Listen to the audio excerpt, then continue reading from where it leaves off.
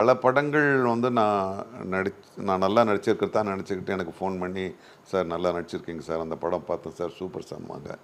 ஆனால் இந்த படத்தை பார்த்துட்டு ஒரு 100 பேர் ஃபோன் பண்ணால் ஒரு 90 பேர் அதில் வந்து என் நடிப்பை பற்றியே பேசலை.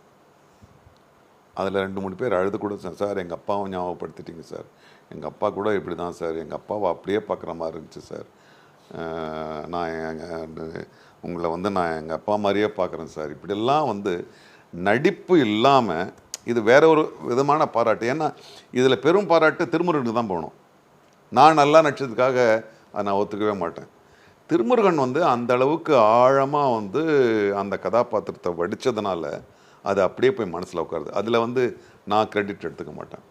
ஸோ எமோஷ்னலாக கலெக்ட் ஆன மற்ற எல்லா படங்களை விட அந்யோன்யமாக தன்னுடைய குடும்பத்தில் ஒருத்தனாக்கின தான் இந்த படமாக நான் நினைக்கிறேன்.